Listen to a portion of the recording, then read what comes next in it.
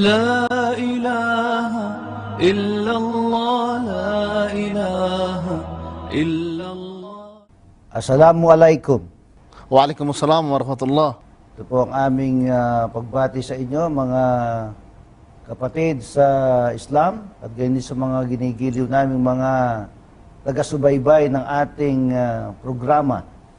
At gayon po ay amin namang ipaglilingkod sa inyo ang paksa na may kinalaman kung ano po ang Islam. Nasa English, what is Islam? Sa Japanese naman ay Islam to nan desu ka. Ano po ibig sabihin yan?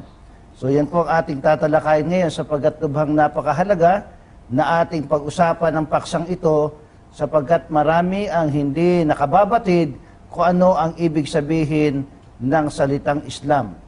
Ang Islam po ay nangangahulugan na yan ay ganap o kumpletong pagsunod sa kalooban ng Diyos na si Allah subhanahu wa ta'ala, kalakip ang kapayapaan at katiyakan.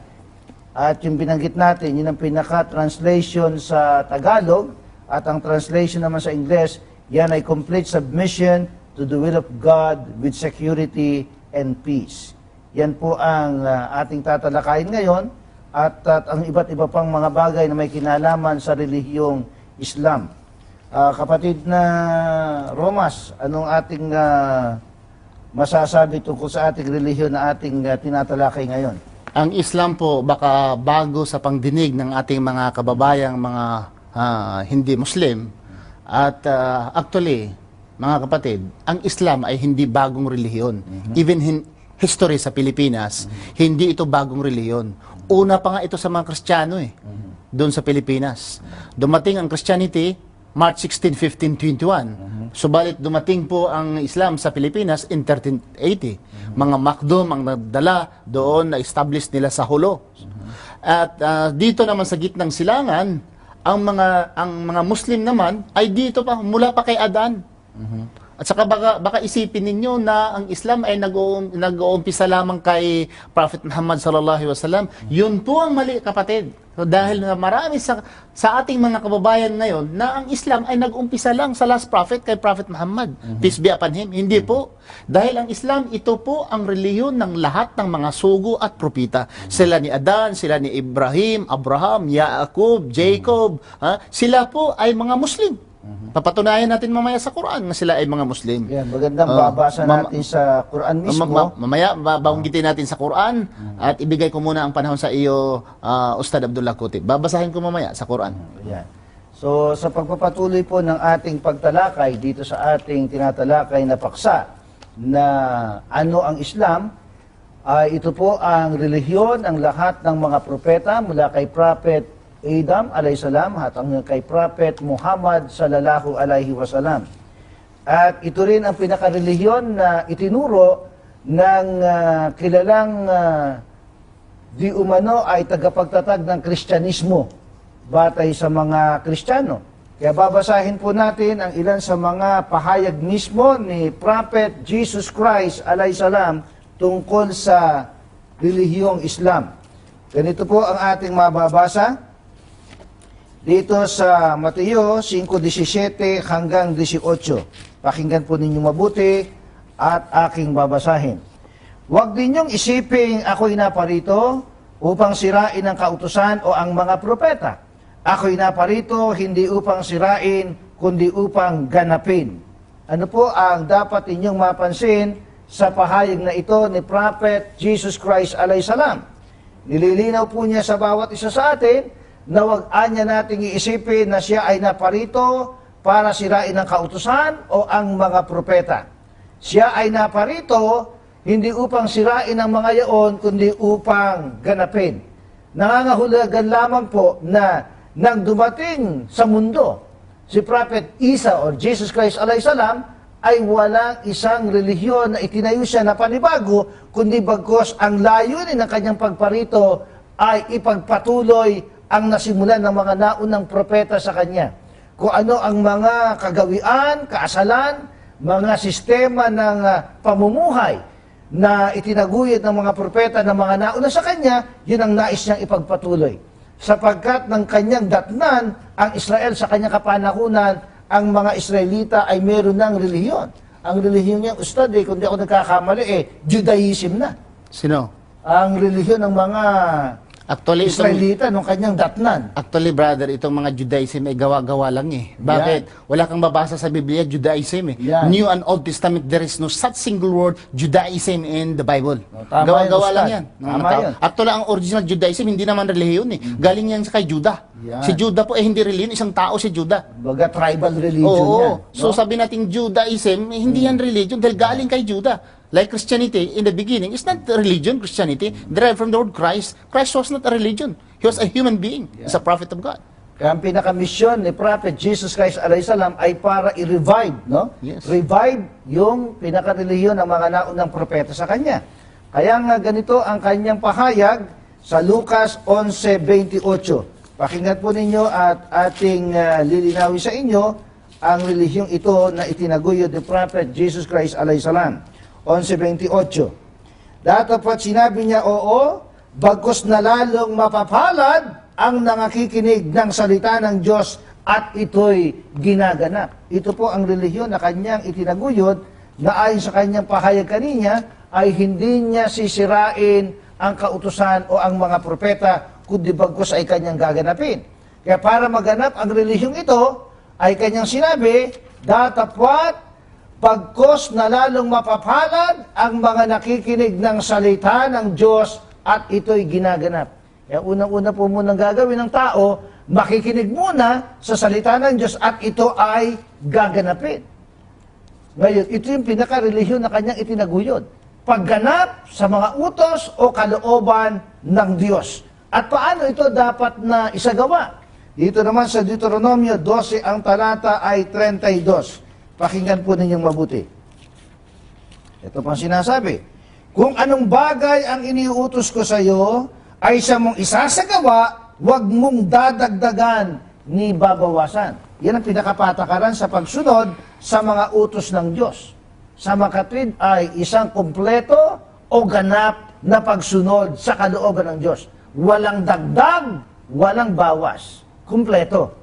Kaya nga, ang pinaka-relihiyong Islam ay complete submission to the will of God with security and peace. And, Ustad Abdullah, yung nabanggit ko kanina, nababasahin ko sa Quran. Yan. Na pagpapatunay na sila ay mga Muslim, yung unang mga tao, dito po sa Quran.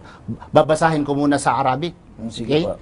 Quran chapter 3, Suratul Imran, verse 84, 84. Sige. Sabi po dito sa Quran, alhamdulillah, Bismillahirrahmanirrahim, Kul amanna billahi wa ma unjila alayna wa ma unjila ala Ibrahim wa Ismail wa Ishaq wa Yaqub wal asbat wa ma utiya Musa wa Isa wa nabiyyuna min rabbihim lanufarriqu bayna ahadi minhum wa nahnu lahu muslimun.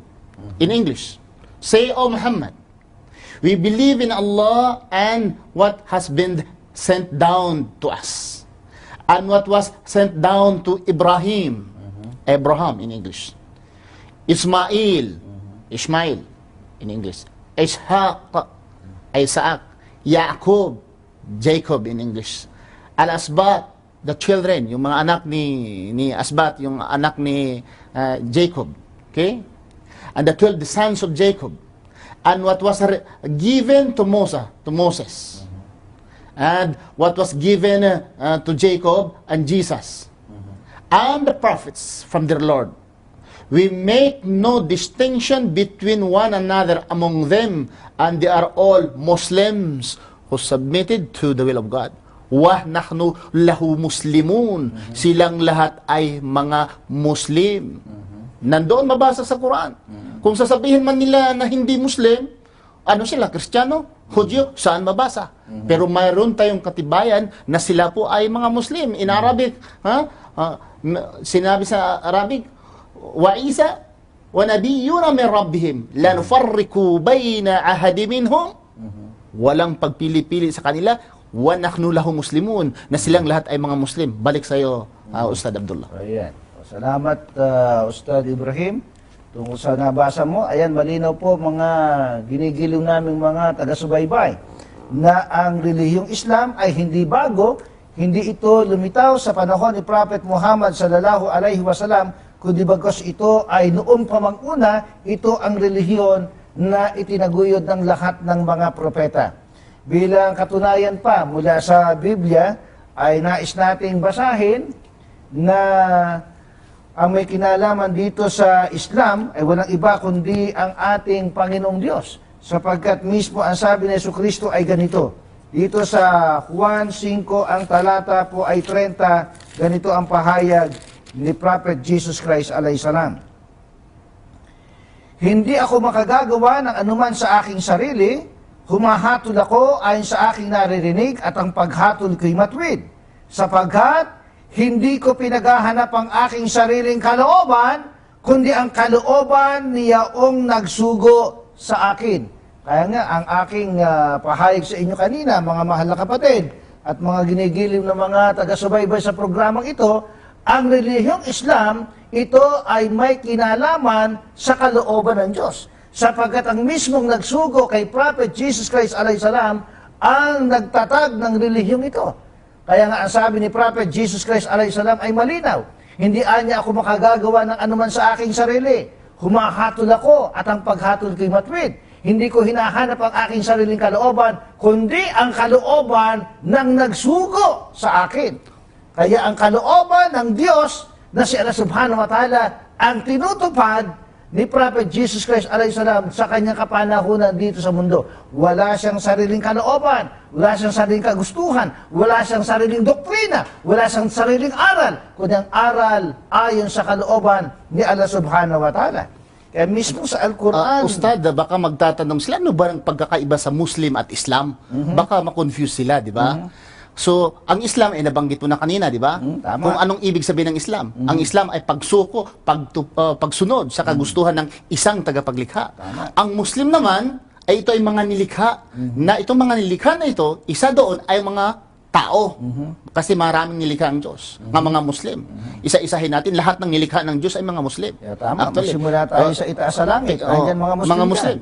Pero isa-isahin lang natin tungkol po sa tao ngayon dahil sige. malawak po itong subject kung pag-usapan natin na ang lahat ng mga nilikha ay Muslim. Dahil ang tinatawag na Muslim, particularly sa ating subject ngayon, yung mga taong sumusunod sa kagustuhan ni Allah. Yan, Pag sumusunod ikaw, ay tinatawag po kayo na Muslim. Pero hindi naman ibig sabihin na ang Muslim ay hindi magkakasala. Dahil ang Muslim po ay tao. Ang Muslim po ay tao. So may panahon po ng isang Muslim ay nagkakasala. Pero Correct. Muslim pa rin sila. Muslim na may kasalanan. Hindi na sabi na nagkakasala ka na, ay hindi ka na Muslim. Ay sa Islam wala ganon.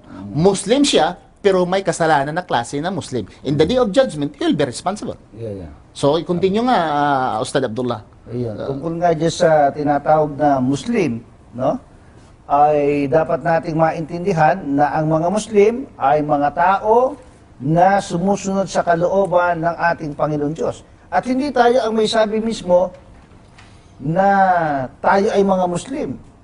Mismong ang Diyos na si Allah subhanahu wa ta'ala ang tumawag sa atin bilang mga Muslim na nabasa nga kanina. Dagdag pa nga teksto sa Biblia, mabasa natin.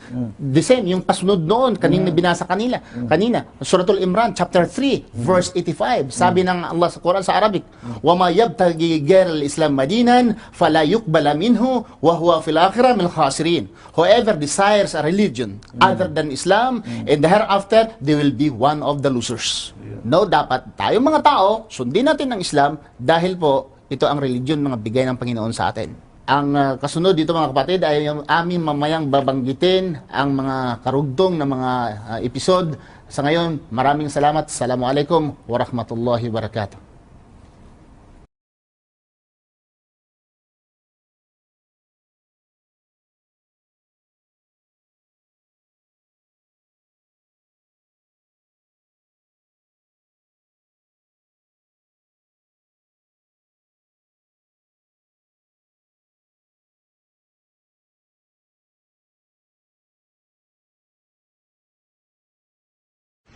بسم الله الرحمن الرحيم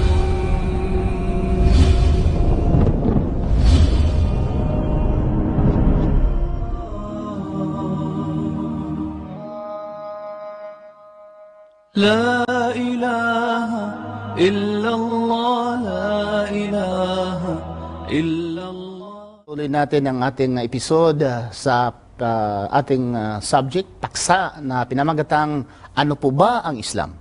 Ustad Abdullah or Kauji, ito ngayon ay pinag-uusapan naman natin ang nakaraan tungkol po sa Islam. Ngayon po ba, mapapatunayan ba sa ating Quran? O sabihin nila sa inyong Quran na mga sugo, pati si Jesucristo ay Muslim? Mayroon ba tayong masabi dyan? Tungkol po sa Quran na sila po ba yung mga Meron Muslim? tayong masasabi riyan. Sapagkat ang Quran mismo ang nagpapatotoo dito sa chapter 5, verse 111. Nga mayroon palang nagsabi na mismo Na ang mga disipulo, disipulo ni Kristo mismo, ay mga sila Muslim. ay mga Muslim. Nabanggit na natin kanina nga si Jesucristo mismo Muslim. Yeah. Di ba? At yung sila ni Abraham, sila ni Isaac, sila ni Ismail, Muslim. Nabanggit na natin kanina. Nabanggit na natin yun. Ayon sa Suratul Imran, chapter 3, verse 84. At sinabi naman natin kanina, nabanggit din natin na ang Quran, ang Allah mismo nagsabi sa Quran chapter 3, verse 85, nga ang relihiyon niya ay Islam. So mayroon bang katibayan tayo rin na yung disipulo ni Jesucristo? O sila mismo may sabi. Oh. Mahirap na tayo magsabi, Ustad, sapagkat pagka tayo ang nagsabi, baka isipin nila kinakabig lang natin yung mga apostoles para maging karelihiyon natin. At saka hindi tayo nagsabi, si Allah ang mismo ang nagsabi. Siya mismo Na sila ay mga Muslim. Basahin ka natin. Basahin natin. Quran Dito chapter 5, verse 111, dito sa Surah Al-Ma'idah. Ito ating mababasa. And when I, Allah, revealed to Al-Hawariyun, the disciples of Isa, Jesus, to believe in me and my messenger, they said, we believe and bear witness that we are Muslims. Muslim. Ang mga disipulo ni Jesucristo ay Muslim. Sila mismo may Ang sabi. tanong naman natin dyan, kaya, si Kristo kaya, mapapatunayan natin sa kanilang Biblia na si Jesucristo ay Muslim? Mapapatunayan na. Isa nga papapatunayan mo nga natin kakute or kauje kung si Jesucristo ba mismo ay Muslim ayon sa kanilang Biblia. Dahil kung babasahin natin, or nabasa na natin kanina. Nabasa na natin. Pero sabihin nila, Quran yun eh. So kung dito naman sa Biblia, papatunayan mo nga kauje na si Jesucristo ay Muslim ayon sa kanilang Biblia. Ayan. Okay. Maganda yan. Kinakailangan kasi makita natin yung mga lifestyle, pinakauri ng pamumuhay, sapagkat ang tunay na relihiyon ay complete way of life. Ang madali ko lang sabi, Ustad Abdullah, balbas lang eh. Balbas pa lang. Si Jesucristo sa balbas pa lang, Muslim na eh. Wala kang makita ngayon nga pare. Yung kapatid ko lang wala palang pastor nga sa Badista, mahaba ang balbas. Oh? Pero bihirang Kristiyano na pastor o reverend, pare, na mahaba ang balbas. Kung sinusunod nila si Kristo, tingnan mo si Jesucristo mahaba ang balbas. Ikaw, parang si Jesucristo na rin ang balbas mo. Anong katunayan dyan sa Biblia? Anong prueba mo nga si Jesucristo ay Muslim? Ay, unang-una muna natin alamin yung pinakatatak ng pagiging Muslim. Sige, Yung tatak sige nga. Na yan ay mula sa kanyang ninuno na si Prophet Abraham alayhisalam. Sige. Basahin natin sa Genesis 17:9-13. Dito nagsimula yun eh. Nga, Yung mga Tanda bilang tandaan Muslim. niya ng pagiging Muslim. Sapagkat sa kanya ibinigay scriptures na kung tawagin natin ay suhuf. bago dyan, Ustad Abdullah, alam ko sa fraternity may mga tatak. Yan, tama. Ano ba yung tatak? May sunog ka sa sigarilyo isa? Mga ano yun, apo? apo ba? Ayaw ko, Isa apo. o tatlo? Basta mayroong tatlo, mayroon Oo, ding may tatlo isa. di Ang iba naman may taktak sa likod. Meron sa, May organization silang tatak. dito sa ganito. Ang mga Hindu rin, may tatak sila dito eh. Kung virgin, Ustad, yung babae, mayroong tatak dito. Kung balo, Pagka-pula, virgin, ano ba yan? aywan ko, basta may tatak sila dito. Virgin, mayroong tatak sa dito. Ito naman, pag may asawa, may tatak. Balo, may tatak. May mga tanda. tanda. Bilang Muslim kaya, ano kaya ang tatak? Ito, tanda ng pagiging Muslim. Tanda ng pagiging Muslim. At ang nagbigay mismo nito, kung ito relihiyon ni Allah subhanahu wa ta'ala, siya mismo nagbigay ng tatak. Ito ay hindi ito Quran. Ito ay Biblia. Gusto mo Tingnan natin ang taktak sa mga Muslim. tatak sa mga Muslim. Okay. Ito ang tatak ng pagiging Muslim. Ibig sabihin na ay mga tao na ganap na sumusunod sa kalooban ng Diyos na si Allah subhanahu wa ta'ala. Basahin natin sa Genesis 17:9 hanggang 13. At sinabi pa ng Diyos kay Abraham at tungkol sa iyo, iingatan mo ang aking tipan, iingatan mo at ang iyong binhi pagkamatay mo sa buong kalahian nila. Ito ang aking tipan na inyong iingatan sa akin at sa inyo, at ng iyong binhi pagkamatay mo. Tutuliin ang bawat lalaki sa inyo, at kayo tutuliin sa laman ng inyong balat ng masama, at itong magiging tanda ng aking tipan sa inyo. At ang may 8 araw ay tutuliin sa inyo. Ang bawat lalaki sa buong kalahian ninyo, ang ipinanganak sa bahay, o ang binili ng salapi sa sinumang taga-ibang lupa na hindi sa iyong lahi. Ang ipinanganak sa bahay at ang binili ng iyong salapi ay dapat tuliin. At ang aking tipan ay isa sa iyong laman na pinakatipang walang hanggan. Walang hanggan. Everlasting. Ibig Bagay, sabihin habang everlasting. ang mundo ay mundo. Ay Tuloy nanatili. ang tanda na ito. Matindi. At may connection ba ito tungkol kay Jesucristo? Konektado. Konektado. Stan. Bakit? Konektado. Bakit mayroon bang Sapagkat- katibayan din nga si Jesucristo ay talagang may tanda, na ang tanda ay pagpatuli? Mayroon ba rin si Jesucristo? Ay, magugulat yung ating mga televiewers. Sige nga, pagka binasa basahin nga natin, basahin. Mapakinggan mo din. Okay. Naku, ako Ano ka? medyo excited akong No, basahin. nanggigigil ka. Sapagkat Dahil- nung tayo mga pastor pa, nung ikaw evangelist ng Seventh-day Adventist, Hindi yan na sinasabi. ituro ito eh. Hindi yan Kahit nung sinasabi. naging pastor ako ng Iglesia ni Cristo, wala kami naging leksyon na ganito eh. So basahin mo muna kay Basahin Jesucristo. natin sa Lucas 2:21. Na si Ganito Jesucristo ang may ating tatak. babasahin. Ito. Sige, bakibasa nga. At nang makaraan ng 8 araw, upang tuliin siya, ay tinawag na Jesus ang kanyang pangalan na siyang itinawag ng anghel bago siya ipinaglihi sa tiyan. Matindi. Matindi pala. Na si Jesucristo ay tuli rin. Tama. Pero kung tunay ka na Muslim, dapat tuli. Pero kung tunay ka na Kristiyano, dapat, basahin mo nga, Dapat pagka- ano ang tanda pag ikaw naman ay tunay na Kristiyano? Kristiyano, ito naman tanda. basahin Sapagkat natin na yan. may kinalaman dyan sa Kristyanismo, ito si Pablo eh. Matindi yan. Oh, basahin natin Basahin pagka natin. Kristiyano. Dito naman sa Galacia 5:1 hanggang 2. Sa kalayaan ay pinalaya tayo ni Kristo, magsitibay nga kayo at huwag na kayong pasakop na muli sa pamatok ng pagkaalipin. Narito akong si Pablo ay nagsasabi sa inyo na kung inyong tinatanggap ang pagtutuli, ay wala kayong mapapakinabang na anuman kay Kristo. Grabe. Nang ibig sabihin pala, pag tunay ka na Kristiyano, ay hindi ka magpapatuli. Ay wag kang magpapatuloy. Baka sabihin na sa interpretasyon lang yan. Pero tingnan natin ang Papa sa Roma. May Papa mismo. Saan ito mabasa? Ha? Mabasa kayo sa mga internet, i-type niyo Church and Circumcision. Lalabas ito. Lalabas ito. Ganito. Sino ba yung Papa na yun? Ha? Hindi pare. Hindi obispo. Kundi Papa mismo. Sino siya? Si Pope Eugene IV. Ha? In 11th session ito, sinasabi niya, ha? Sa Council of Florence. Kailan? Itong taon ito, 1439.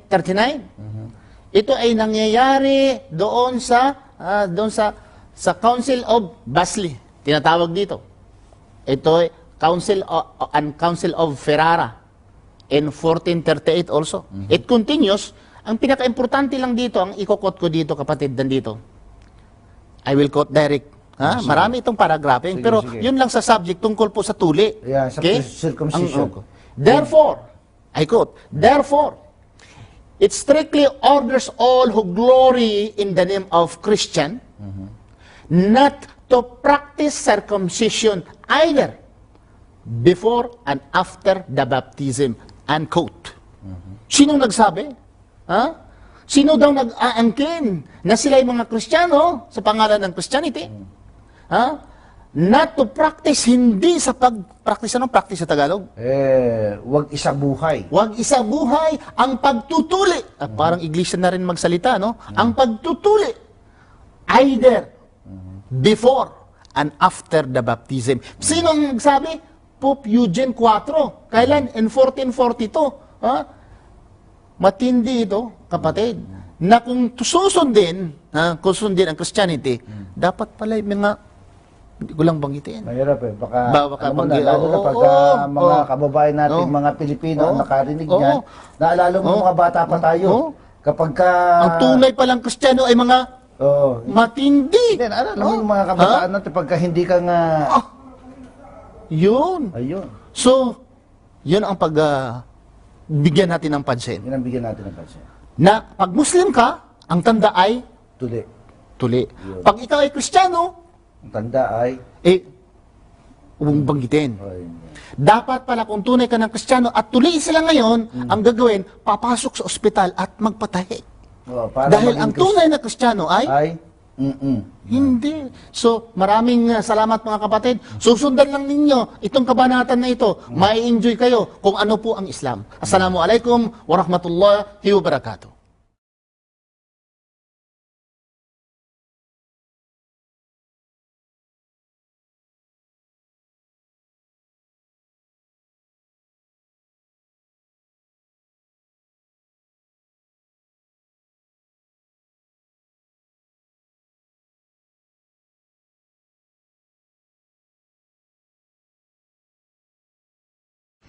بسم الله الرحمن الرحيم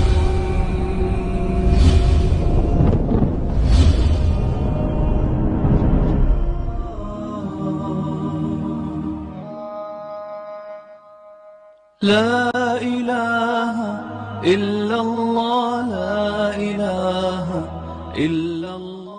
Bismillah, assalamualaikum warahmatullah. Dito na tayo sa pang-episode ng pangatlong kabanata na ito, kapatid. Sa paksa na ano po ba ang Islam?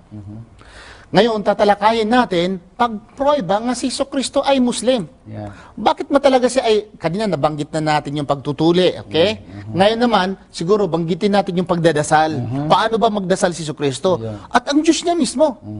Dahil alam ko na ang mga sugo at propeta at mga Muslim, walang Trinity. Naniniwala sa nag-isang Allah. So anong masabi mo tungkol kay Jesucristo na magpapapatunay po na siya ay Muslim? Tungkol po sa ating subject na what is Islam? Ayun, tama-tama. Ustad, sapagkat siya mismo ang may sabi dito sa Juan 17:3 at 1.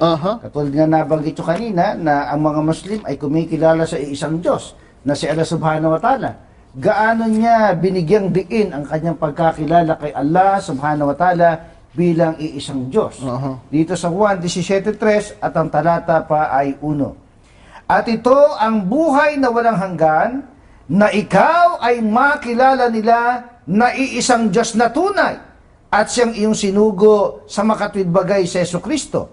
Ang mga bagay na ito'y sinalihta ni Jesus at sa pagtingala ng kanyang mga mata sa langit ay sinabi niya, Ama, dumating na ang oras, luwalhatiin mong iyong anak upang ikaw ay luwalhatiin ng anak.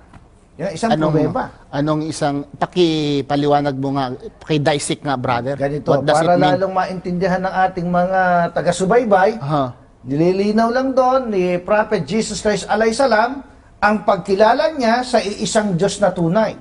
At ang kahalagahan po ng pagkilala sa iisang Diyos na tunay, nangangahulugan niyan ng pagtatamo ng buhay na walang hanggan. At tinanong pa siya sa Biblia, ano ang pinakamalaki?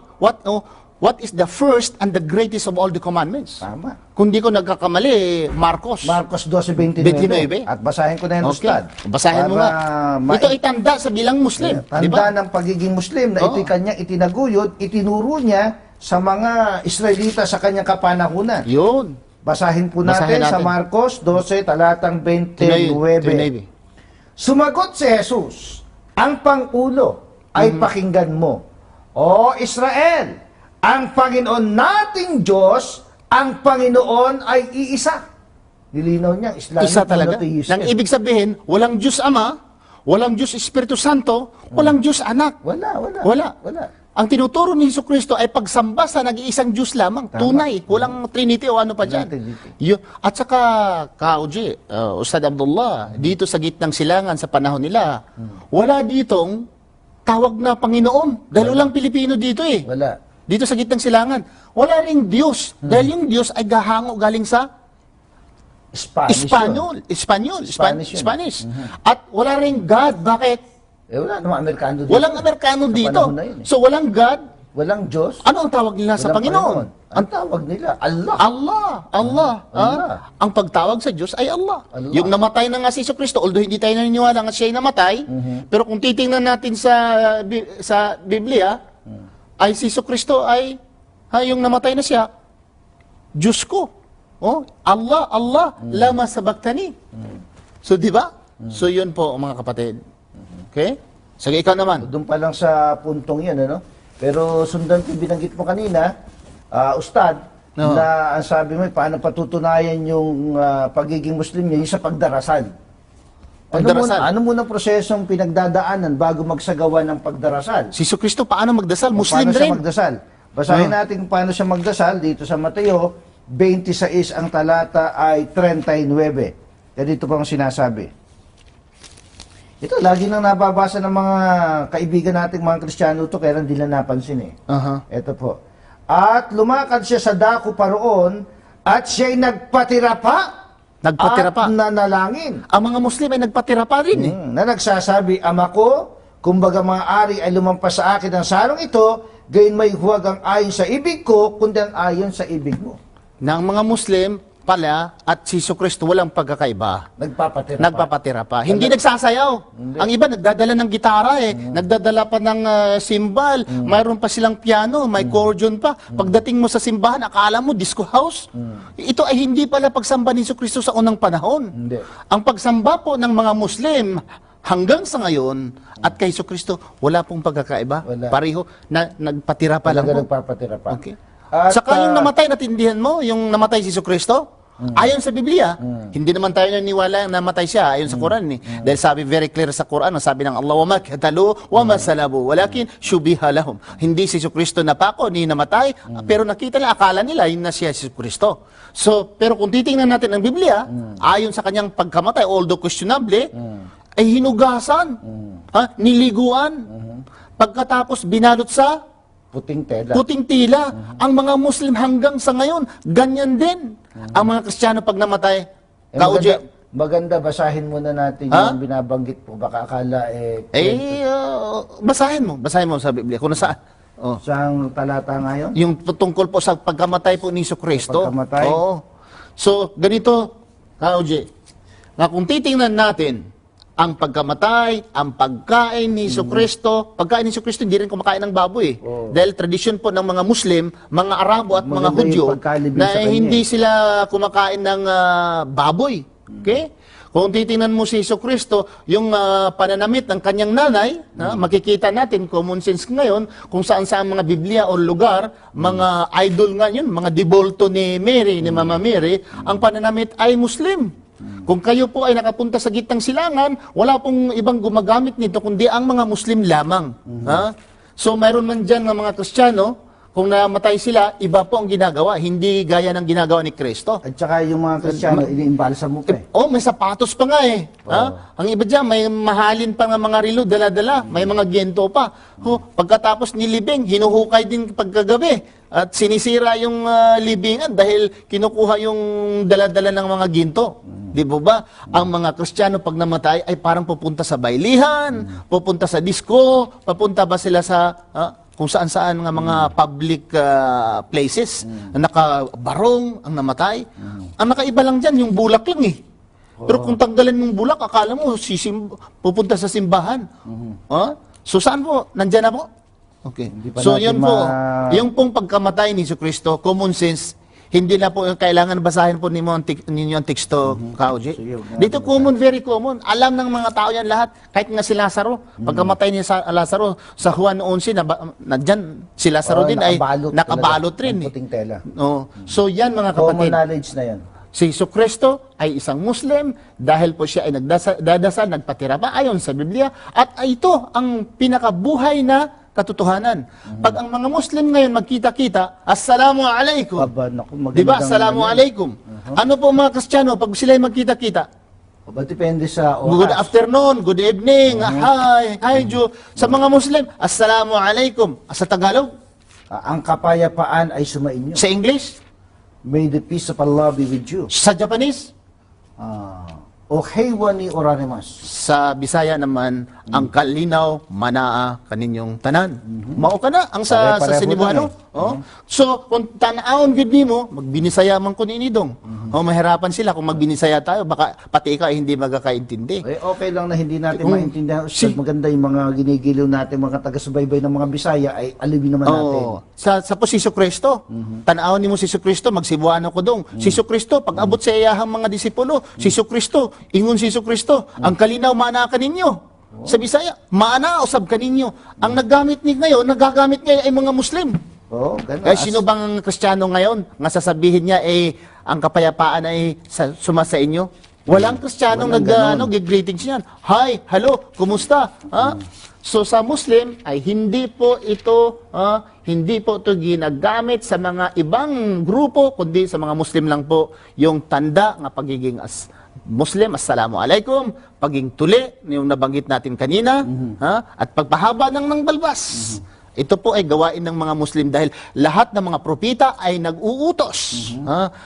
Pati si Prophet Muhammad sallallahu alaihi wasallam na tayo ay magpahaba ng balbas. At dito ay gupitan lamang. Ikaw, mukha ka talagang Muslim. Pero, May mga kapatid din tayong mga Japanese na mga Muslim eh. sige, Kaya basahin natin sa kanilang wika kung paano bumati si Jesus Sige, Christ sa Japanese sa nga. Bible. Oo. Ito, pagbasahin natin sa Yohane ni Yoru Fukinsho. Saan nga teksto yan? Niju no niju ich. Okay. Ito. Nidyo, it's... Okiki kudasai. Sabihin niyo, pakinggan ninyo. Grabe. Medyo masama ang Okay. dating Okiki pagka-Pilipino. kudasai, Yamaha Pero po. buong galang yan. Ba't Sige, kapatid? pakibasa. Okiki kudasai. Ukiki kudasay, grabe sa Bisaya. Sa Sige, Bisaya, hindi ko na lang Pero banggitin. buong galang yun. Oo, Okay. sige, basahin mo Eto. sa grabe sa Bisaya. Yes wa mo ichido. Oho. 彼らに言われた。 Oho. 平安があなた方にあわるように、父が来ますように、使われますように、あなたしもあなた方を使わします。 Ah, gimas-himas. Chuwakawas-was. Hindi naman sabi nun eh. Anong Kung ibig sabihin? paano anya isinugo ako ng ama, ay gayon din naman isinusugo ka kayo. Grabe. Kaya ang sabi niya, Heyan nga anatangata ni kimas yun. Grabe talaga. Sumain niyo nawa ang kapayapaan. Yun talaga. Heyan.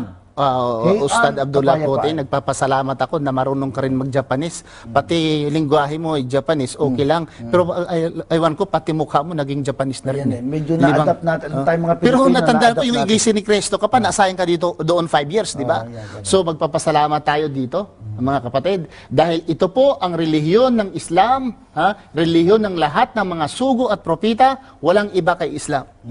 Walang ibang relihiyon sa mundo. Nga nagsasabi, Ustad Abdullah, na ang itong relihiyon, totoo at tunay na relihiyon, dahil ito po ang relihiyon ng lahat ng mga sugo at propita. Tayo lamang, tayong mga Muslim nagsasabi, dahil hindi po pwede gawin ang relihiyon. Dahil ang Diyos mismo ang nagsasabi. Diyos mismo ang gumagawa nitong relihiyon na ito at inuutos niya sa tao na ito ang relihiyon ninyo. May katibayan tayong nabasa sa Quran kanina, nga ang Diyos mismo. Quran chapter 3 verse 19, sabi ni Allah, Inna dina indalahil Islam. The religion in the sight of Allah is Islam. So mga kapatid, maraming salamat. Sundan lang ninyo ang kasunod na kabanata. Assalamualaikum warahmatullahi wabarakatuh.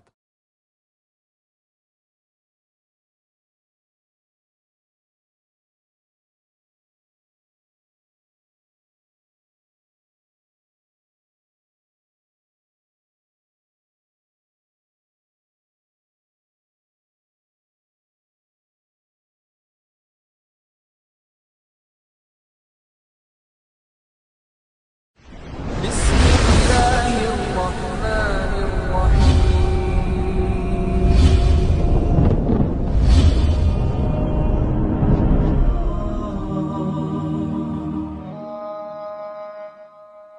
لا إله إلا الله لا إله إلا الله. Bismillahirrahmanirrahim. Assalamualaikum warahmatullah. Dito tayo sa pang-apat or katapusang episode sa paksang ano po ba ang Islam? Ustad Abdullah. Okay, ito po ang tatalakayin natin ngayon. Nabanggit na natin kanina na ang tanda ng mga Muslim ay yung pagtutuli. Natanda natin na ang tanda ng isang Muslim ay pagsamba sa nag-iisang Diyos. At ang tinatawag na Islam ay pagsuko, pagsunod. At ang mga Muslim ay yung taong sumusunod sa kagustuhan ng isang tagapaglikha. Ngayon naman, atin namang itatatalakay natin ngayon yung si Kristo, yung pag-aayuno. Dahil ngayon, Ramadan ngayon, di ba? Nag-aayuno tayo yung mga Muslim. Timing na timing. Timing na timing, hindi tayo umiinom at hindi kumakain. At saka si Kristo, mayroon po bang katibayan? Sa Biblia, nga si Kristo rin ay nag-aayuno na wala rin pagkain at wala rin pag-inom. Mayroon Basahin po na ba po tayong natin katibayan? kagad dyan. Dito sa Mateo Okay. 4, ang talata po ay 2. Pakibasa nga. Ganito ang ating mapapakinggan. Pakinggan po ninyo mabuti. Aha. At nang siya'y makapag-ayunong 40 araw at 40 gabi, sa wakas ay nagutom siya. Nagutom. Ang ibig sabihin, nagutom mo lang kinakain. Wala. Ha? Tayong mga Muslim, nagugutom ba tayo? Nagugutom na at nauhaw pa. Pero ang mga Kristiyano, ikaw bilang Romano Katoliko noon, yung nag-ayuno kayo, ano ba ang bawal sa pag-ayuno? Bawal lang kumain ng karne pagka Biyernes Santo. Pero sa Muslim, hindi lang yun.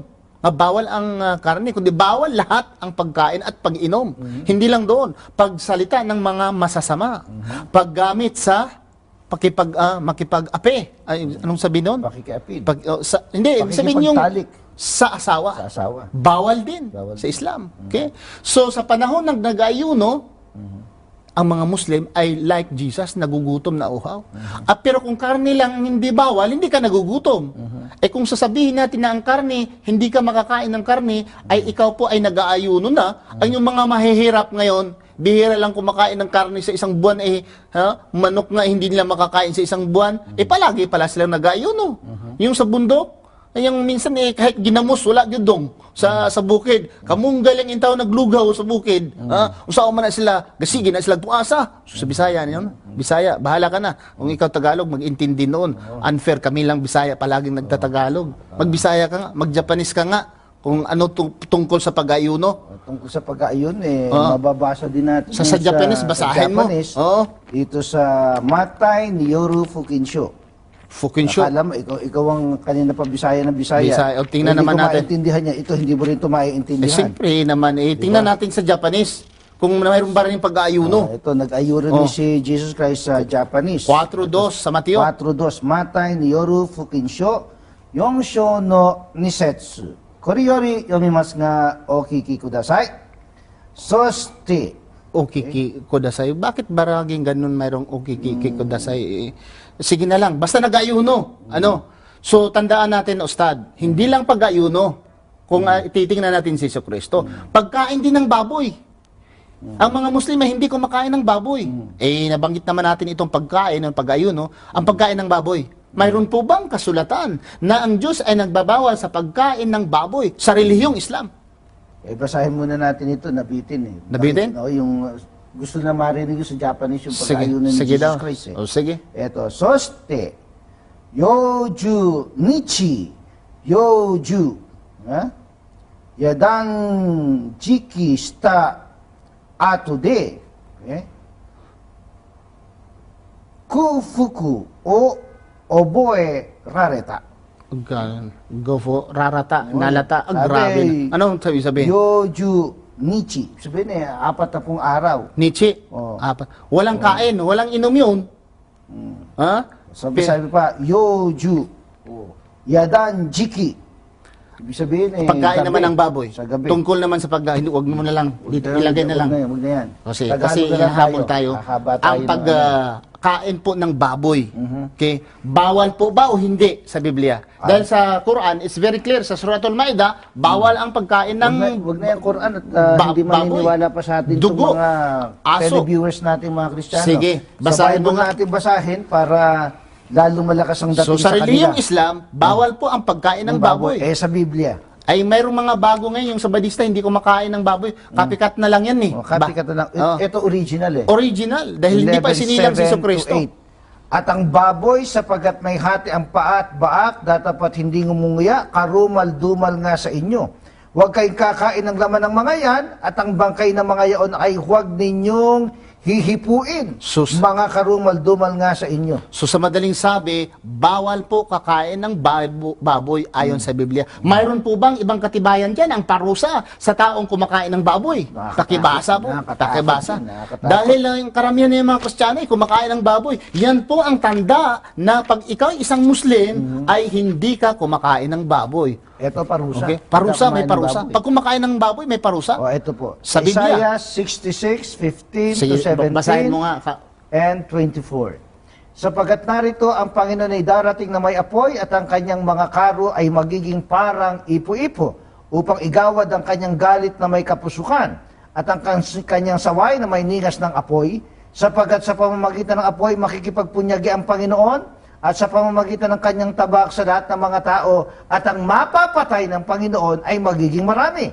Silang nagpapakabanal at nagpapakalinis na nagsisiparoon sa mga halamanan sa likuran ng isa sa gitna, na nagsisikain ng laman ng baboy Kasama at sila. ng kasuklam-suklam Aha. at ng daga, sila'y darating sa isang wakas na magkakasama-sabi ng Panginoon.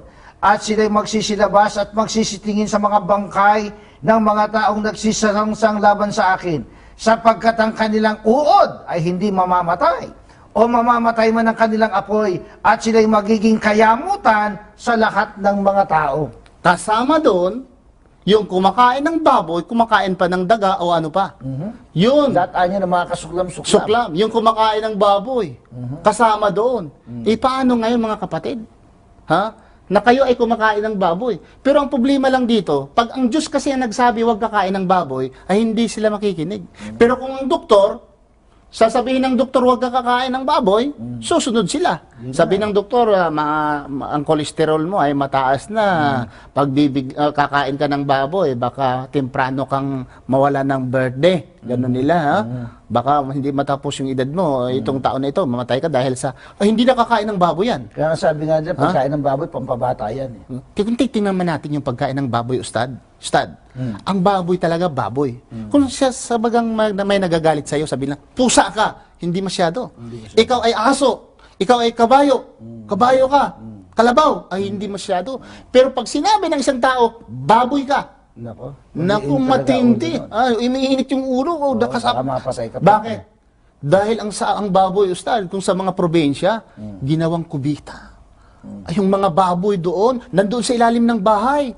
Tapos kasi sa probinsya, Ustad, yung mga haligi ng bahay, mahahaba yung haligi nila. Nandoon yung sa sahig na sa ibabaw. Ang baboy doon, pag mayroong sa silong, hindi ko lang banggitin, baka mayroong kumakain naman eh. Pero pag ginagano ng baboy, ginaganon sa baboy. Baboy talaga. Yung hugas na mabaho, matagal nang nabaho, yung hinugas na yung kanin, napanis na. Ibigay mo sa baboy, first class. First class sa baboy. Nangasabin talaga. Oo. Pagtaka ka, Ustad, di ba ang lahat ng hayop, pag mayroong lalaki at babae, lalapit ang isang lalaki, mag-away, manok. Yung sunoy ba sa Bisaya, sunoy, pag isang babae, magsabong yan. Kabayong lalaki, pag isang may babae, magpaaway yan. Ang baboy, hindi. Nanonood habang ginagamit ang kanyang babae. Ang baboy. At grabe, pag nagugutom, umiiyak. Kahit anong ibigay mo sa baboy. Ang ibang hayop, Ustad, pag may dumi, iniwasan niya. Ang baboy, ginawang perfume. Pag mayroon siyang iba kayong baboy, naku, hiniga-higaan niya yung kanya, yung dumi niya, at ang akala niya, ang amoy. Aywan ko. Oo, ang mga taong, marumi ang baboy dahil parang basurahan, di ba? Ang baboy. Ustad, ang basurahan, marumi. Marumi ang basurahan. Pero anong tawag sa tao na kumakain ng basurahan? Mas marumi kaysa basurahan. Ang baboy ay basurahan. Ang ibig sabihin, basurahan na ba? Pagka naglitsyon ka ng baboy, ibig sabihin, naglitsyon ka ng basurahan. Ikaw na kumakain, mas matindi, kumakain ka ng basurahan. Naku, matindi. Dahil scientifically, itong baboy, maraming parasites. Hindi ko lang babanggitin yung parasites of swine and pigs. So kayo mga kapatid, kung mayroong man kayong internet, mag-research kayo. Parasites in pigs. Doon, isa-isahin ninyo. Marami po ang parasite.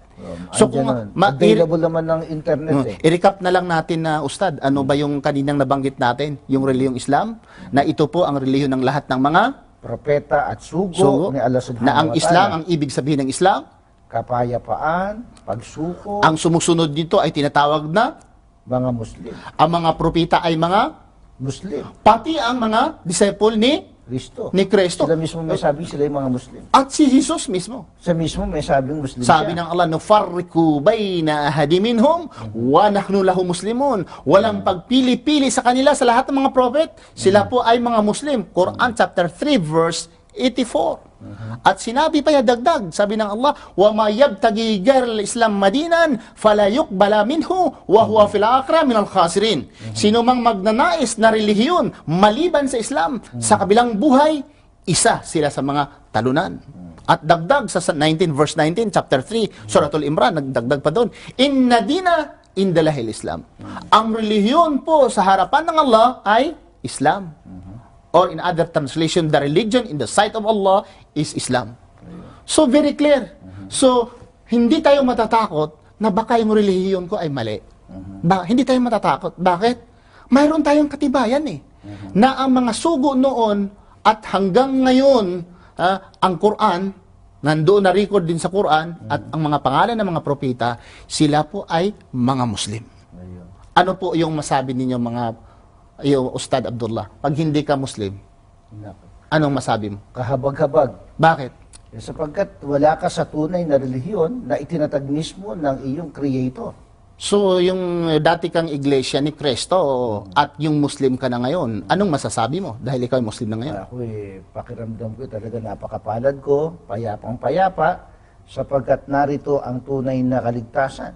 Sapagkat si Jesus Christ mismo nagpapatotoo na ang pagkilala sa isang Diyos ay nangangahulugan ng pagtatamo ng buhay na walang hanggan. Yan ang katumbas ng pagsasabing, La ilaha illallah. Walang ibang Diyos na dapat sambahin maliban kay Allah. Ang kagandahan pa dito, Ustad, sa relihiyong Islam, walang pera involved. Wala. Kung ikaw ay mag-Muslim, libre. Kung ikaw ay magpakasal, libre. Okay. Kung ikaw ay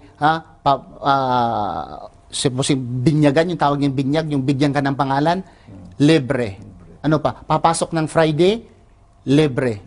Sa Muslim, pag namatay ang isang Muslim, huhugasan siya, Ustad, sasabunan, lilinisan, pabanguhan, libre. Dadasalan ang isang Muslim, libre. Sige, kung hindi kayo maniniwala, kayong nanonood kayo, ngayon, makinig kayo. Kayo man Kristiyano. Mag-Muslim nga kayo, tistingan nyo mamatay, hugasan kayo namin, libre. Sa Muslim kasi libre pag hinuhugasan. So baka hindi kayo maniniwala, magtanong kayo. Kung mayroon mang iaabot mo sa imam, kung na lang yan, yung sadaka na lang yan. Pero hindi ibig sabihin, hindi yun abuloy, hindi sadaka. At saka huhugasan ka kahit wala kang pera. Sa Muslim, Ustad, pag namatay ang isang Muslim, walang problema. Lahat ng Muslim community ay nagtutulong-tulungan. Hindi gaya ng sa ibang relihiyon, mahirap mamatay na walang pera. Dahil magastusan pa siya. Bibili siya ng kabaong, magpapakain pa siya, magpainom pa. Sa Muslim, wala. Pag namatay ang isang Muslim sa relihiyong Islam, anong gagawin, Ustad? Huhugasan lang, paliliguan, pababangunan. Papatagalin pa ba? Babalutan ng puting tela within 24 hours. Within these 24 hours, kailangang ilibing na ang, sa Bisaya pa, ilubong na ang patayng Muslim. Pag babae naman, ang maghugas sa babae, Muslim na babae. Muslim na babae. Okay? Pag ang lalaki naman na Muslim na matay, ang maghugas ay lalaki naman na Muslim. Ito ay lalagyan ng pabango, babalutin sa puti na tila, dadalhin sa libingan, na wala pong iba ang gagawin, kundi yun lang ang dadalhin niya, yung puti na damit na doon sa libingan. So ito po mga kababayan, kung saan-saan po ninyo nakikita itong aming ngayong talakayan tungkol po sa Islam, pinag-aanyayahan po namin kayo mga kapatid. Pakinggan ninyo ang Islam galing sa mga Muslim, magbasa kayo ng mga aklat na ang mga nagsusulat po ay mga Muslim, mga author Muslim.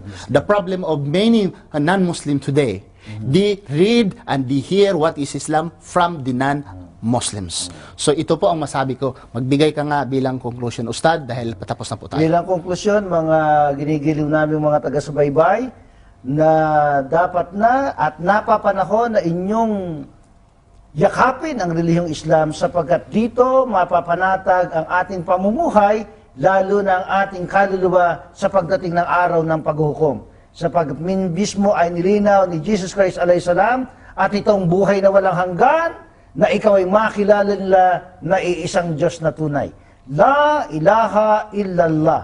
Walang ibang Diyos na dapat sambahin maliban kay Allah. At ang paniniwalang yan ang maghahatid sa atin sa pagtatamo ng buhay na walang hanggan. Yan ang pinakahangad ng lahat ng mga taong nagre-relihiyon. Kaya hindi po natin maiiwasan na tayo ay yumakap na sa relihiyong Islam sapagkat itong relihiyon na itinatag mismo ni Allah subhanahu wa ta'ala. We say in conclusion, Subhanakallah, Allahumma bihamdika, asyhadu an la ilaha illa anta, astaghfiruka wa atubu ilaik. Assalamualaikum warahmatullahi wabarakatuh.